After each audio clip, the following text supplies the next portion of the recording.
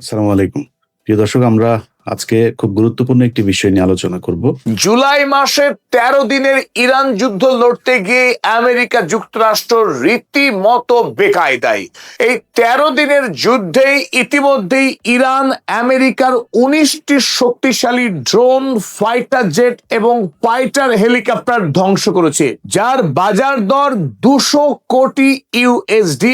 আজকের দিনে আমেরিকা ইতিপূর্বে কোনোদিনও এত সংক্ষিপ্ত যুদ্ধে এত বিপুল পরিমাণের আর্থিক ক্ষতির সম্মুখীন হয়নি। আর সত্যি কথা বলতে আমেরিকা কোনোদিনই এত শক্তিশালী প্রতিপক্ষের বিরুদ্ধে লড়াই করেনি। ইতিপূর্বে আমেরিকা যে সমস্ত যুদ্ধ করেছে সেই সমস্ত যুদ্ধগুলি ছিল একতরফা। ইরান প্রথমবারের মতো আমেরিকাকে এত শক্তিশালী চ্যালেঞ্জের সামনে দাঁড় করিয়েছে।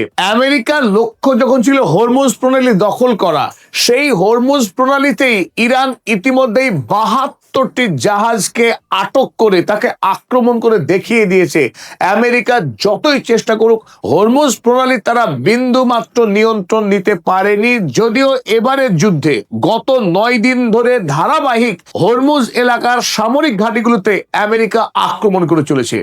আর ঠিক তার জবাবেই ইরান এই গত ১২ দিনে মধ্যপ্রাচ্যের আমেরিকার যে সমস্ত সামরিক ঘাঁটিগুলো রয়েছে তার অধিকাংশ ঘাঁটিগুলির ওপরেই ইরান আক্রমণ চালিয়েছে। রবিবার রাত থেকে সোমবার পর্যন্ত আমেরিকা ইরানের বেশ কয়েকটি গুরুত্বপূর্ণ সামরিক কেন্দ্রে আক্রমণ চালিয়েছে। এই দিয়ে পরপর ৯ রাত আমেরিকা ইরানের উপরে ধারাবাহিক আক্রমণ চালালো। এই নিয়ে দ্বিতীয়বারের মতো আমেরিকা ইরানের উত্তরাঞ্চলে তাবরিজে আক্রমণ চালালো। তাবরিজে মাটির গভীরে ইরানের যে বিশাল মিসাইল সিটি রয়েছে সেই মিসাইল সিটিকে ধ্বংস করবার জন্য গত রাতে আমেরিকা একটি শক্তিশালী আক্রমণ চালিয়েছিল এই তাবরিজের মিসাইল সিটিতে।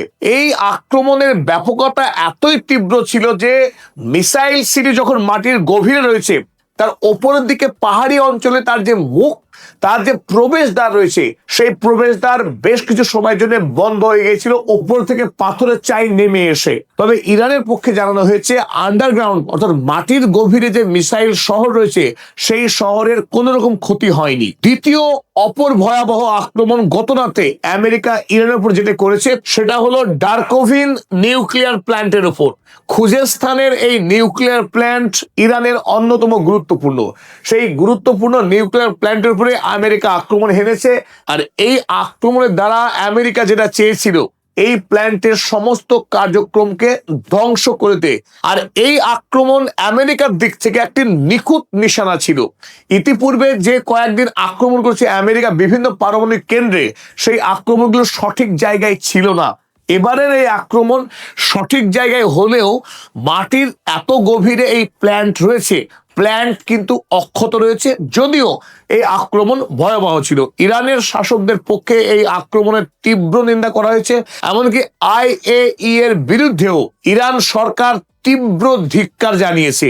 কারণ ইন্টারন্যাশনাল অ্যাটমিক এনার্জি এজেন্সি যারা আমেরিকার দালালি করে, ইউরোপের দালালি করে, যারা চোখ বন্ধ করে রাখে ইসরায়েলের অসংখ্য পারমাণবিক অস্ত্র থাকা সত্ত্বেও যারা আজ পর্যন্ত কাপুরুষের মতো একটি প্রশ্ন তুলতে পারে না, তারাই ইরানকে নিয়ে শোরগোল।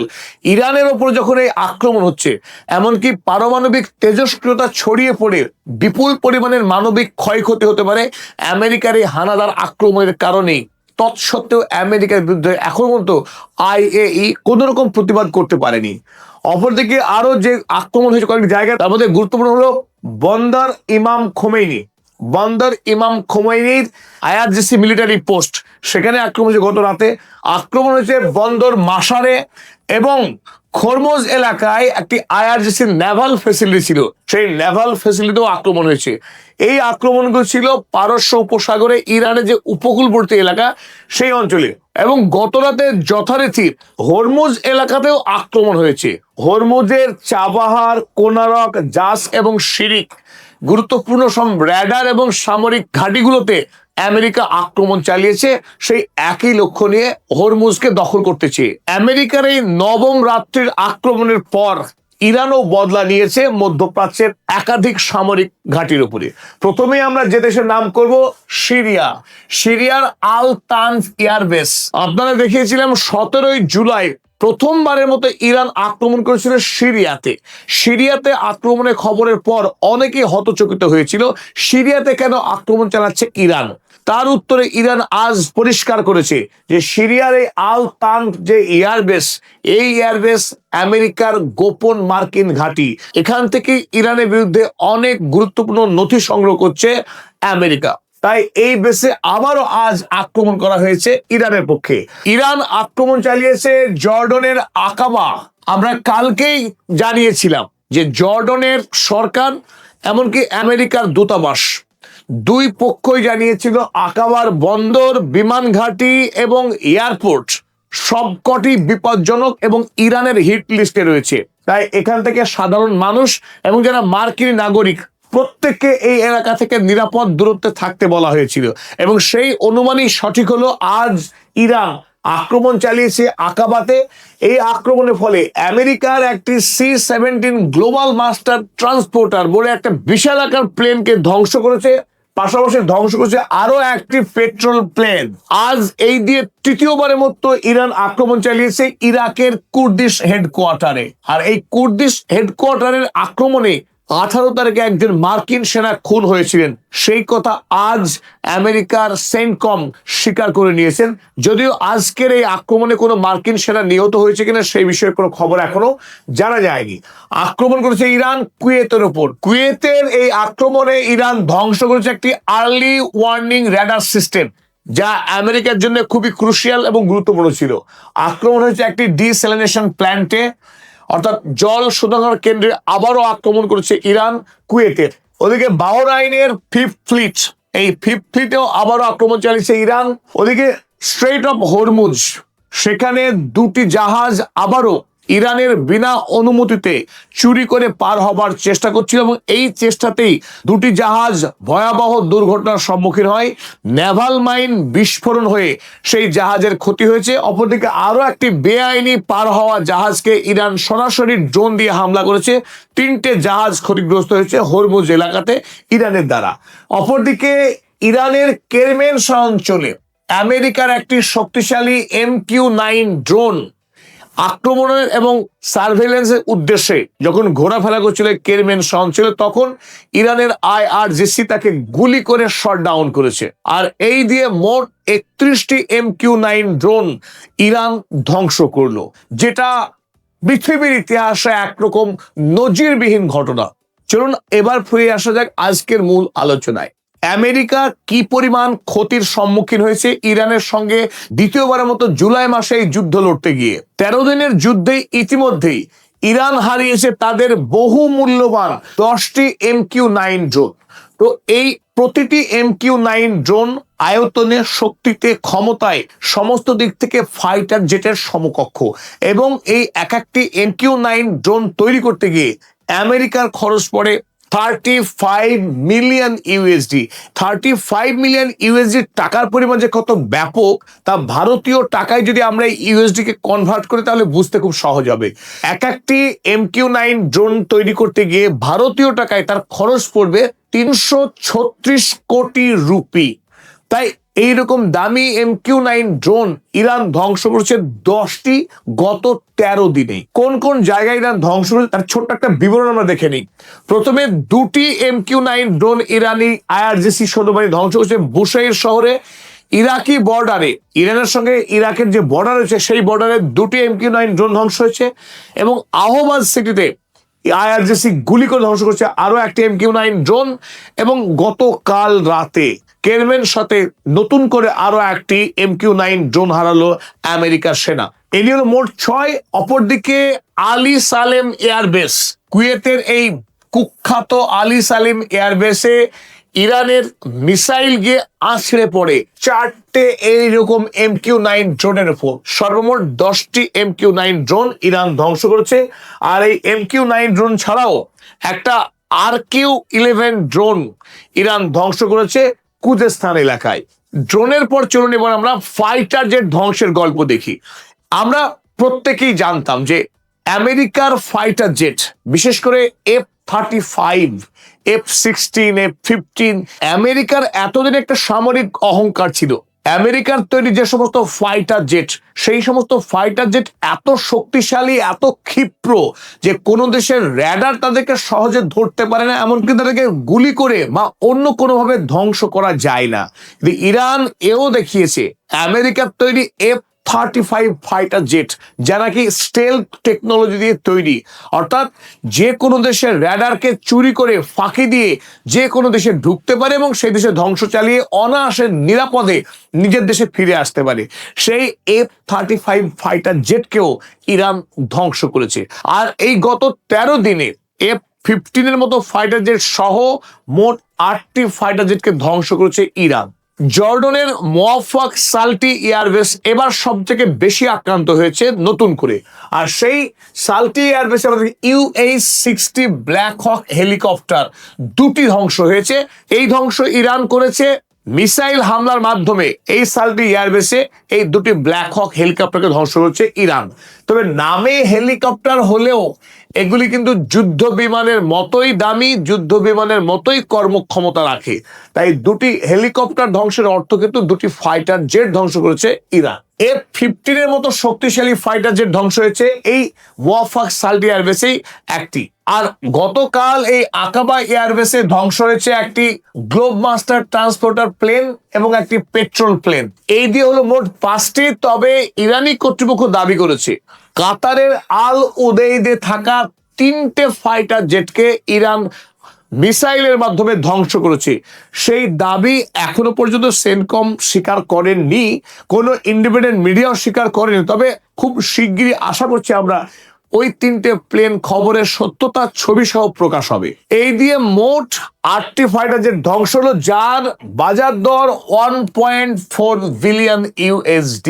আর এই 13 দিনকে ভুলে গিয়ে আমরা যদি ধরে নিই যে 28শে ফেব্রুয়ারি আমেরিকা যে যুদ্ধ শুরু করেছিল ইমাম আয়াতুল্লাহ আলী খামেনেইকে হত্যা করার মধ্য দিয়ে, তাহলে ইতিমধ্যে ইরান আমেরিকার এইরকম 82টি ফাইটার জেট এবং ড্রোন ধ্বংস করেছে, যেটা আমেরিকার সামরিক ইতিহাসে সবচাইতে বড় পরাজয়, সব থেকে বড় লজ্জা।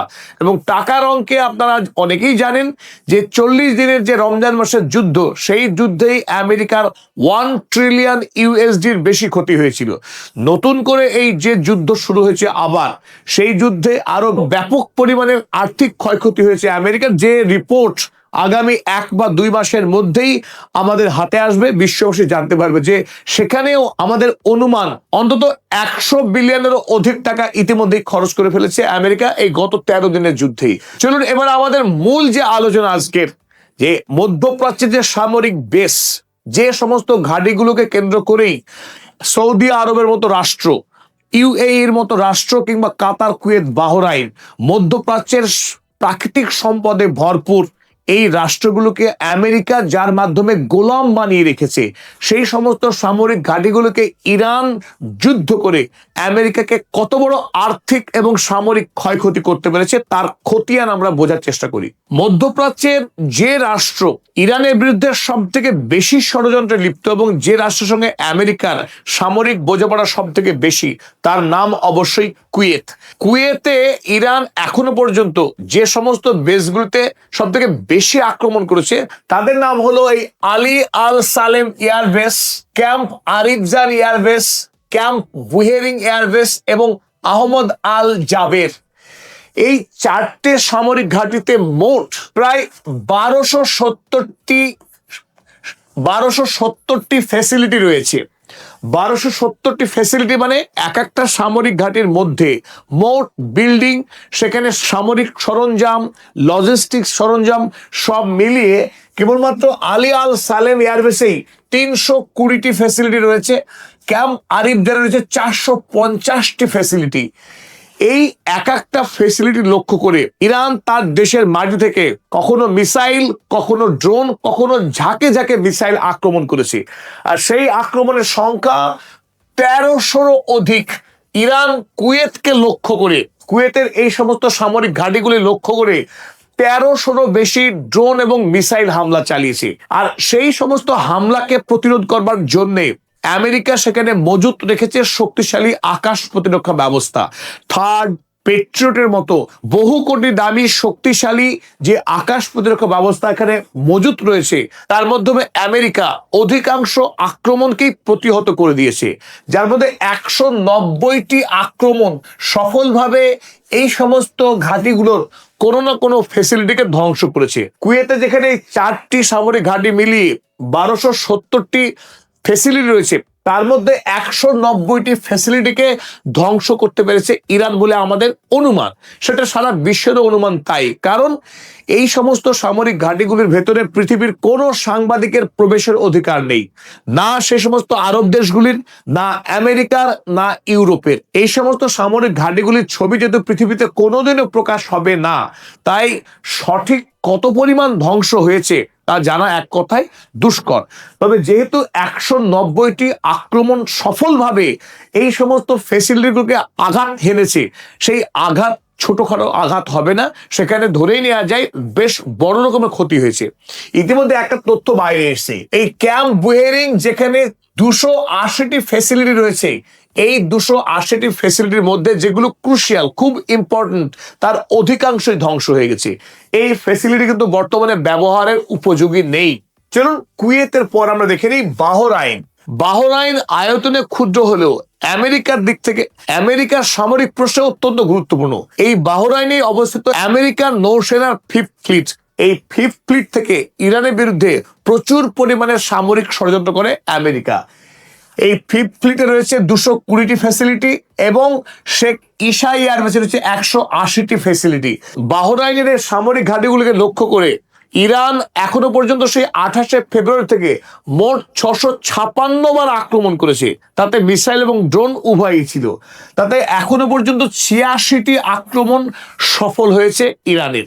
আর তাতে 5th ফ্লিটের এত ক্ষতি হয়েছে, অনেকেই জানিয়েছে এখন পর্যন্ত যারা সামরিক গবেষক বিশ্লেষক, যে আমেরিকা এখন ভাবছে বাহরাইন থেকে তাদের 5th ফ্লিটের সদর দপ্তরকে সরিয়ে নিয়ে ইসরায়েলে নিয়ে যাবে, কারণ ইরানের খুব কাছাকাছি হওয়ায় ইরান ঘন ঘন আক্রমণ করছে এবং সেই আক্রমণের শক্তি আরো বৃদ্ধি পাচ্ছে। তো আপনাদের স্মরণ করে দিই, এই খবর খোদ আমেরিকার যে ওয়াল স্ট্রিট জার্নাল তারাই প্রকাশ করেছে, কারণ তারা এই 5th ফ্লিটের স্যাটেলাইট চিত্রকে পুঙ্খানুপুঙ্খ বিশ্লেষণ করে তাদের চোখে যে সমস্ত ক্ষয়ক্ষতির ছবি ধরা পড়েছে, সেখান থেকে তারা দাবি করেছে, আমেরিকায় বসেই তারা দাবি করেছে যে 5th ফ্লিট আর ব্যবহারের খুব একটা উপযোগী নেই। এবার আসি চলুন জর্ডনের হিসেবে। জর্ডনের মোয়াফাক সালডি এয়ারবেস, এই সালডি এয়ারবেসে গত কয়েকদিনে 13 দিনের যুদ্ধে বারংবার আক্রমণ করেছে ইরান। জর্ডনে গত 40 দিনের যুদ্ধে আক্রমণ হয়েছে, কিন্তু তুলনামূলক কম আক্রমণ হয়েছে। এবার সেই আক্রমণের পরিমাণ অনেক বৃদ্ধি পেয়েছে। এই সালডি এয়ারবেসে 320টি ফ্যাসিলিটি রয়েছে আমেরিকার, আর টাওয়ার 22 এখানে রয়েছে মাত্র 40টি ফ্যাসিলিটি, এবং আকাবা যার কথা আমরা আজকেই বলেছি সেখানে রয়েছে 50টি ফ্যাসিলিটি। মোট 410টি ফ্যাসিলিটিকে লক্ষ্য করে ইরান আক্রমণ চালিয়েছে 204 বার, আর 204-এর মধ্যে 46টি আক্রমণ ছিল সফল। অর্থাৎ আনুপাতিক হারে যদি আমরা দেখি, জর্ডনে ইরানের সাকসেস রেট সবচাইতে বেশি। এবং আরো তাৎপর্যপূর্ণ ইনফরমেশন এই যে জর্ডনে গত 13 দিনের মধ্যে ইরান যতগুলো আক্রমণ চালিয়েছে তার বেশিরভাগ আক্রমণই সফল হয়েছে। আর এই কারণেই অধিকাংশ বিশ্লেষক মনে করছে যে ইরান আমেরিকার যে এয়ার ডিফেন্স সিস্টেম তাকে ভাঙার কোড আরো সফলভাবে ইরান এবার ব্যবহার করছে। চলুন দেখে নিই এবার আমরা কাতারের খবর। কাতার আমরা জানি মধ্যপ্রাচ্যের যতগুলো দেশ আছে সেই দেশগুলোর মধ্যে আমেরিকার সবচাইতে বড় যে সামরিক সেনা ছাউনি সেটা এই কাতারেই অবস্থিত। কাতারের আল উদেইদ এয়ারবেস, এখানে আমেরিকার 10,000 সেনা সব সময় মজুদ থাকে, কখনো কখনো এর থেকেও বাড়ে। সেই আল উদেইদে 580টি ফ্যাসিলিটি রয়েছে, সবচাইতে বেশি সংখ্যক ফ্যাসিলিটি রয়েছে এই কাতারে। তাই আমেরিকার সঙ্গে কাতারের যে বন্ধুত্ব সেটা কিন্তু অত্যন্ত মজবুত এবং গভীর। ওদিকে কাতারের অপর মার্কিন সেনা ছাউনি আস সাইলিয়া, সেখানে রয়েছে 160টি ফ্যাসিলিটি। সব মিলিয়ে ইরান ইতিমধ্যে 290টি আক্রমণ করেছে কাতারের উপরে। আর এই 290 আক্রমণের মধ্যে অধিকাংশ আক্রমণই হয়েছে আল উদেইদ এয়ারবেসকে লক্ষ্য করে, যার মধ্যে 36 বার সফলভাবে আক্রমণ করতে সক্ষম হয়েছে ইরান আল উদেইদ এয়ারবেসে। ফলে আমরা এটা বলতে পারি যে 580টি যে পরিকাঠামো ছিল আল উদেইদে, তার মধ্যে 30-এর কাছাকাছি ফ্যাসিলিটিকে ইরান ধ্বংস করতে পেরেছে।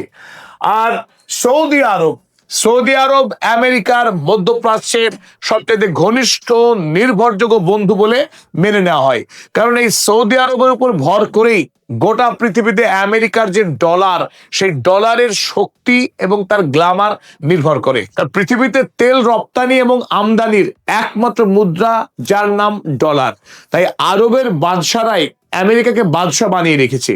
সেই সৌদি আরবের প্রিন্স সুলতান এয়ারবেস, এখানে 420টি ফ্যাসিলিটি রয়েছে। সৌদি আরবেও ইরান আক্রমণ চালিয়েছে 473 বার এখনো পর্যন্ত। এই 473 বার আক্রমণের মধ্যে 29 বার ইরান সফলভাবে তার লক্ষ্যকে হিট করতে পেরেছে। বাকি আক্রমণগুলো বাতাসে মিশে গেছে। সৌদি আরবে আমেরিকার যে সমস্ত আকাশ প্রতিরক্ষা ব্যবস্থা রয়েছে, সেই আকাশ প্রতিরক্ষা ব্যবস্থা বাকি আক্রমণগুলোকে প্রতিহত করেছে। চলুন এবার পরিশেষে আমরা দেখে নিই আরব আমিরাত। সেই আরব আমিরাতের আল দাফরা এয়ারবেস এবং পোর্ট জাবেল আলী লজিস্টিক সেন্টার, এই দুটো কেন্দ্রে মোট একদিকে 400টি এবং 470টি